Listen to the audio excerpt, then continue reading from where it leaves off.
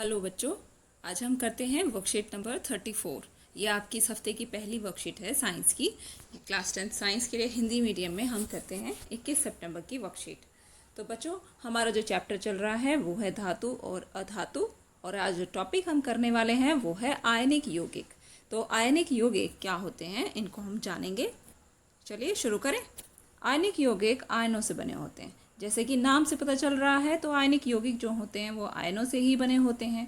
और ये आयन वे परमाणु होते हैं जो इलेक्ट्रॉन को या तो ग्रहण करते हैं या उनका त्याग करते हैं, जिससे इनको धनावेश या ऋणावेश प्राप्त होता है।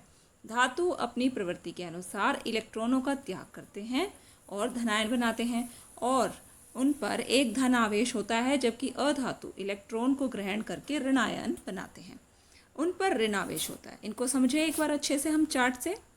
तो बच्चों, जैसे कि हमने बात की, ये जो आयन होते हैं वो किससे बनते हैं, वो या तो इलेक्ट्रॉन दिए जाते हों या लिए जाते हों। वैसे अगर हम बात करें तो कोई भी परमाणु जो होता है, कोई भी परमाणु वो बिना किसी चार्ज के होता है, वो न्यूट्रल होता है, ठीक है, बिना किसी आवेश के होता है, क्योंकि उसके अंदर जितने भी इलेक्ट्रॉन्स होते हैं वो प्रोटॉन्स की संख्या के बराबर होते हैं। इलेक्ट्रॉन और प्रोटॉन की संख्या अगर बराबर होती है तो क्या होगा कि उस परमाणु के ऊपर कोई भी चार्ज नहीं होगा। लेकिन जो चार्ज पार्टिकल जिनकी हम बात कर रहे हैं आयंस की, तो उनमें क्या होगा, या तो इलेक्ट्रॉन्स की संख्या कम होगी या ज़्यादा होगी।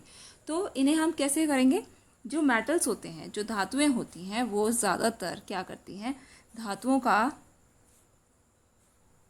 धातु जो होती हैं वो धन आयन बनाती हैं। ठीक है, धन आयन क्यों बनाते हैं वो, क्योंकि वो अक्सर क्या करते हैं, अपनी इलेक्ट्रॉन देने की प्रवृत्ति के कारण इलेक्ट्रॉनों को त्याग करते रहते हैं, और जो त्याग करते हैं वो धनायन कहलाते हैं। लेकिन ऐसे कुछ जो अधातुएं होती हैं, अधातुएं क्या करती हैं बच्चों, वो ऋण आयन बनाती हैं। ऋण आयन इसलिए बनाती हैं क्योंकि वो इलेक्ट्रॉन्स को लेने के लिए तत्पर रहती हैं।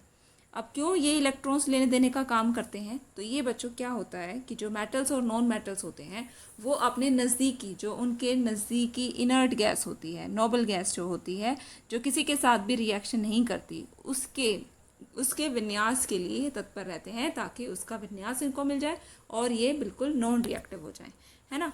तो आगे बढ़ते हैं, आपको ये समझ भी आने लगेगा। हम बात कर रहे थे धनावेश और ऋणावेश वाले पार्टिकल्स की या परमाणुओं की। तो ये जो आयंस होते हैं, इन पर या तो ऋण आवेश होता है या फिर इन पर धन आवेश होता है। ठीक है, दूसरे शब्दों में अगर हम कहें तो आयनिक यौगिक वो यौगिक होते हैं जिनको आयनिक आबंधों द्वारा एक साथ रखा जाता है। तत्व अपने निकटतम उत्कृष्ट गैस विन्यास को प्राप्त करने के लिए इलेक्ट्रॉन को ग्रहण या त्याग करते हैं। ठीक है, अष्टक के पूरा होने के लिए आयनों का निर्माण उन्हें स्थिरता प्राप्त करने में सहायता करता है। तो बच्चों, जैसे आप इस पिक्चर में देख रहे होंगे, तो जैसे कोई न्यूट्रल एटम होता है, ठीक है, न्यूट्रल एटम, या हम बात कर सकते हैं एक तटस्थ परमाणु की जिस पर कोई भी आवेश नहीं है, ना वो पॉजिटिव है ना वो नेगेटिव है। जब वो इलेक्ट्रॉन्स का त्याग करता है, इलेक्ट्रॉन को वो छोड़ता है, किसी और को देता है, तो वो एक कटायन बनता है, या उसको हम धनायन बोलते हैं। लेकिन अगर वो किसी से इलेक्ट्रॉन ग्रहण करता है, किसी और एटम से, किसी और बाहरी एलिमेंट के, किसी और एलिमेंट के तत्व के इलेक्ट्रॉन ग्रहण करता है, तो वो एक अनायन बनता है, जिसको हम ऋणायन भी कहते हैं। और यहाँ नेगेटिव चार्ज रहता है और पॉजिटिव चार्ज रहता है। इस पिक्चर को आप अपने माइंड में एक इमेज बना दीजिए ताकि आपको ये आगे काम आए। ठीक है, अब आप भूलेंगे नहीं कि अनायन जो होता है वो नेगेटिव आयन होता है, और जो कटायन होता है यानी कि धनायन जो होता है वो पॉजिटिव वाला, धन आवेश वाला आयन होता है। आगे चलते हैं। अब बात करते हैं कि धातुओं और अधातुओं के बीच अभिक्रिया में धातु आमतौर पर अपने अष्टक को पूरा करने के लिए इलेक्ट्रॉन का त्याग करते हैं, और अधातुएं क्या करती हैं, अपने अष्टक को पूरा करने के लिए इलेक्ट्रॉन को ग्रहण करती हैं। और धातु और अधातु आमतौर पर आयनिक यौगिक बनाने के लिए अभिक्रिया करते हैं। तो धातु और अधातु ये दोनों ही क्या करते हैं, आयनिक यौगिक मिलकर बनाते हैं। तो जानते हैं वो कैसे आयनिक यौगिक बनाते हैं, इनको हम पिक्चर्स के जरिए समझेंगे, आप कभी नहीं भूलेंगे। आयनिक यौगिक का निर्माण कैसे होता है, आयनिक यौगिकों का स्थिर विद्युत यौगिकों के रूप में भी इसको जाना जाता है। स्थिर विद्युत यौगिक यानी कि इलेक्ट्रोवैलेंट, एक परमाणु से दूसरे परमाणु में इलेक्ट्रॉनों के स्थानांतरण द्वारा निर्मित रासायनिक आबंध को आयनिक आबंध कहते हैं, और इसी आयनिक आबंध का इस्तेमाल करके आयनिक यौगिक बनेंगे। हम एग्जाम्पल लें सोडियम क्लोराइड का। ठीक है, अब सोडियम क्लोराइड के आप देख रहे होंगे, यहाँ पर आपको नजर आएंगे कि जो सोडियम है उसकी जो इलेक्ट्रॉनिक कॉन्फ़िगरेशन होती है, जो उसका इलेक्ट्रॉनिक विन्यास होता है, वो उसका एटॉमिक नंबर को देख के करते हैं। इसका जो परमाणु संख्या यानी कि एटॉमिक नंबर होता है 11। अब 11 का इलेक्ट्रॉनिक विन्यास करें तो पहली शेल में 2 आएंगे, 2 इलेक्ट्रॉन्स होंगे। जैसे कि आप देख रहे होगे इस वाली शेल में 2 इलेक्ट्रॉन्स हैं, एक ये वाला और एक ये वाला। दूसरी शेल में कितने होते हैं, 8 इलेक्ट्रॉन मैक्सिमम आ सकते हैं, उसके बाद कोई इलेक्ट्रॉन नहीं आएगा, तो 8 इलेक्ट्रॉन दोनों इसमें दूसरी शेल में भी दिए हुए हैं। उसके बाद जो हमारी तीसरी शेल है उसके अंदर 8 से 18 तक इलेक्ट्रॉन्स भरे जा सकते हैं। तो अब क्या होगा, कितने बचे हैं हमारे पास, एक ही इलेक्ट्रॉन बचा है, तो वो जो आउटर मोस्ट शेल है, जो सबसे बाहरी शेल है इसकी, उसमें सिर्फ एक ही इलेक्ट्रॉन है सोडियम के पास। ठीक है, अगर इस सोडियम का जो ये एक इलेक्ट्रॉन है, अगर इसको पूरा करना चाहता है, इस पूरे शेल को वो कंप्लीट करना चाहता है, तो उसको 8 तो इलेक्ट्रॉन चाहिए ही होंगे। तो 8 इलेक्ट्रॉन के लिए अब वो क्या करना चाहेगा, 7 इलेक्ट्रॉन किसी से लेना चाहेगा नहीं, वो क्या करेगा, अगर कोई ऐसा मिल जाए उसे कि वो इस इलेक्ट्रॉन को दे पाए, तो वो इसको हंसी खुशी दे देगा। और ऐसा उसे मिल गया, वो है क्लोरीन। क्योंकि क्लोरीन की अगर हम बात करें तो इसका एटॉमिक नंबर होता है 17, और अगर इसके इलेक्ट्रॉनिक विन्यास की बात करें तो आप कैसे करेंगे, 2 इलेक्ट्रॉन होंगे पहली शेल में, तो देख लिया हमने 2 इलेक्ट्रॉन पहली शेल में है, एक ही रहा और एक ही रहा। और दूसरी में 8 इलेक्ट्रॉन पूरे से भर जाने चाहिए, तो 8 इलेक्ट्रॉन भी पूरे में भर गए हैं। अगली जो शेल होगी इसमें कितने इलेक्ट्रॉन्स बचे, अब हमारे पास 7 इलेक्ट्रॉन्स और बचे, क्योंकि टोटल 17 ही हम भरने हैं क्लोरीन के लिए। तो 7 इलेक्ट्रॉन्स जो हैं वो उसकी आउटर मोस्ट शेल में है। 6 हो गए और एक 7, और एक की जगह खाली है। क्यों एक की जगह खाली है, क्योंकि अगर 8 हो गए यहाँ कंप्लीट, तो क्लोरीन जो है वो अपने नज़दीकी इनर्ट गैस की क्या ले लेगा, कॉन्फ़िगरेशन, विन्यास जो है उसको प्राप्त हो जाएगा और ये स्टेबल बन जाएगा। इसी तरीके से सोडियम अगर इसको दे दे और क्लोरीन अगर अपने यहाँ पर एक इलेक्ट्रॉन को कहीं से ले ले, तो दोनों का सामंजस्य बिठाना होगा। एक को इलेक्ट्रॉन देना है और एक को इलेक्ट्रॉन लेना है। तो क्या करते हैं, सोडियम क्या करता है, सोडियम अपने इस इलेक्ट्रॉन को, इस एक्स्ट्रा इलेक्ट्रॉन को क्लोरीन को दे सकता है। क्लोरीन ने मांगा तो सोडियम ने दे दिया। जब ये इलेक्ट्रॉन दिया इसे, तो उसकी मदद भी हुई, दोनों की ही मदद हुई, तो दोनों के बीच में एक बॉन्ड बन गया, और वो बॉन्ड जो था वो बहुत घनिष्ठ था, और उस बॉन्ड का नाम होता है आयनिक आबंध। उस बॉन्ड का नाम होता है बच्चों आयनिक आबंध, जो इन दोनों के बीच बनेगा। और इतना तो आप जानते ही होंगे कि सोडियम जो है वो एक धातु है, और जब धातु सोडियम जो है ना एक इलेक्ट्रॉन को देना चाहता है, इसमें से एक इलेक्ट्रॉन माइनस करना चाहता है अपने में से, तो वो एक धनात्मक आयन बनेगा। ठीक है, लेकिन क्लोरीन को चाहिए, क्लोरीन अपने अंदर प्लस करना चाहता है एक इलेक्ट्रॉन को, तो क्लोरीन कैसा बनेगा, ऋण आयन बनेगा।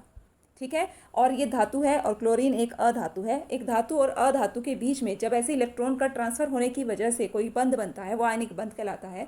और आयनिक बंध की वजह से जो एक कंपाउंड बनता है, एक यौगिक बनता है धातु और अधातु को मिलाकर, वो आयनिक यौगिक कहलाता है। आई होप आपको समझ आई होगा ये पूरा कॉन्सेप्ट। तो बात करते हैं कि फिर जो हमारा कंपाउंड बनेगा, जो यौगिक बनेगा, वो क्या कहलाएगा, वो सोडियम क्लोराइड कहलाएगा। सोडियम क्लोराइड NaCl, जो कि हमारा नमक भी होता है। और यहाँ आप देख रहे होगे कि सोडियम ने अपनी जो लास्ट वाली शेल का एक इलेक्ट्रॉन था वो क्लोरीन को दे दिया है, और वो इसकी आखिरी शेल में यहाँ जच गया जाकर, और पूरी इसको भी पूरा कर दिया, ये भी पूरा हो गया, और दोनों मिलकर दोस्त बन गए, और एक अलग से उन्होंने कंपाउंड बना लिया सोडियम क्लोराइड का। ठीक है बच्चों, आगे एक और एग्जाम्पल दिया है आपको मैग्नीशियम क्लोराइड का। तो मैग्नीशियम क्लोराइड के एग्जाम्पल में देखिए, मैग्नीशियम की जो इलेक्ट्रॉनिक विन्यास है, उसके बाहरी जो शेल है उसके अंदर आप देख रहे होगे, ये बाहरी शेल में 2 इलेक्ट्रॉन्स जो हैं वो एक्स्ट्रा हैं, वो 2 इलेक्ट्रॉन्स देना चाहता है। इसी तरीके से अगर हम क्लोरीन की बात करें, वो तो उसको अपने आखिरी जो शेल है उसमें 1 इलेक्ट्रॉन की ज़रूरत है। तो अगर हम Mg के साथ, यानी कि मैग्नीशियम के इस एक एटम के साथ 2 क्लोरीन के एटम्स को जोड़ दें, तो कोई गलत बात नहीं होगी ना, क्योंकि इसको भी 1 इलेक्ट्रॉन की ज़रूरत है और इसको भी 1 इलेक्ट्रॉन की ज़रूरत है। और मैग्नीशियम के पास तो 2 हैं, तो वो क्या करेगा, एक इसको दे देगा और एक इसको दे देगा, तो तीनों के काम बन जाएंगे, और तीनों के बीच एक आयनिक आबंध बनेगा, और इस आबंध को ही हम आयनिक आबंध कहेंगे, और एक आयनिक यौगिक बन जाएगा। चलते हैं प्रश्नों पर। धनायन और ऋणायन क्या होते हैं, इनको आपने बताना है, ये किस प्रकार बनते हैं। तो इसका उत्तर जो है आप ऊपर से लिख सकते हैं। धनायन क्या होते हैं, धनावेश वाले होते हैं और धातुएं बनाती हैं। धातुएं इलेक्ट्रॉनों का त्याग करती हैं तो धनायन बनता है। और इस तरीके से अधातुएं जब ऋण आवेशित हो जाती हैं, अधातुएं जो होती हैं वो क्या करती हैं, वो इलेक्ट्रॉन्स को ग्रहण करने की कोशिश करती हैं, तो ऋणायन बनाती हैं।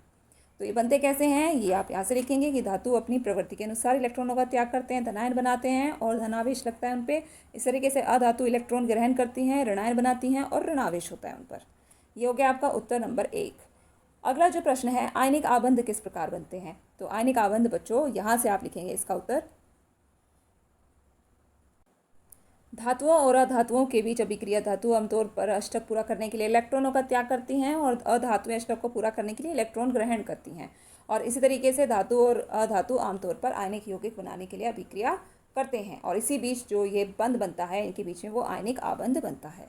ठीक है, यहाँ से भी आप लिख सकते हैं कि ये जो स्थानांतरण होता है ये रासायनिक आबंध बनाता है और यही आयनिक आबंध आयनिक यौगिकों का निर्माण करता है। अगला जो प्रश्न है, परमाणु इलेक्ट्रॉनों को ग्रहण व उनका त्याग क्यों करते हैं? इसके लिए आप लिखेंगे ये इसीलिए इलेक्ट्रॉन को त्याग करते हैं, इसलिए इलेक्ट्रॉन को ग्रहण करते हैं ताकि वो अपने निकटतम, अपने नज़दीकी उत्कृष्ट गैस का विन्यास प्राप्त कर सकें और इलेक्ट्रॉनों को ग्रहण और त्याग करते हैं इसी के लिए, ताकि उनका अष्टक भी पूरा हो जाए और आयनों का निर्माण उनको स्थिरता प्राप्त करने में सहायता करता है। तो इसका उत्तर आप लिखेंगे यहाँ से। ठीक है बच्चों, ये प्रश्न नंबर 3 का उत्तर हो गया आपका। प्रश्न नंबर जो 4 है वो कहता है इस कथन को स्पष्ट कीजिए कि कैल्शियम ऑक्साइड जो है वो एक आयनिक यौगिक है। तो क्या आप इसका उत्तर देंगे? तो इसका उत्तर हाँ होगा। हाँ, कैल्शियम ऑक्साइड जो होता है, इसको कैल्शियम ऑक्साइड जो है इसको बताना है कि क्या ये यौगिक है, आयनिक यौगिक है। तो इसके लिए हम लिखेंगे, तो बच्चों उत्तर लिखेंगे आप इस तरीके से, आप इसका विन्यास लिखेंगे कि कैल्शियम के विन्यास में आप आखिरी शेल में 2 इलेक्ट्रॉन देख रहे होंगे और ऑक्सीजन के विन्यास में आप देख रहे हैं कि आखिरी शेल में 6 इलेक्ट्रॉन है और 2 की इसको ज़रूरत है, वो 2 इलेक्ट्रॉन लेना चाहता है। तो आप आंसर्स में लिखेंगे इसके, कैल्शियम अपना अष्टक पूरा करने के लिए 2 इलेक्ट्रॉनों का त्याग करेगा और ऑक्सीजन अपना अष्टक पूरा करने के लिए 2 इलेक्ट्रॉन ग्रहण करेगा।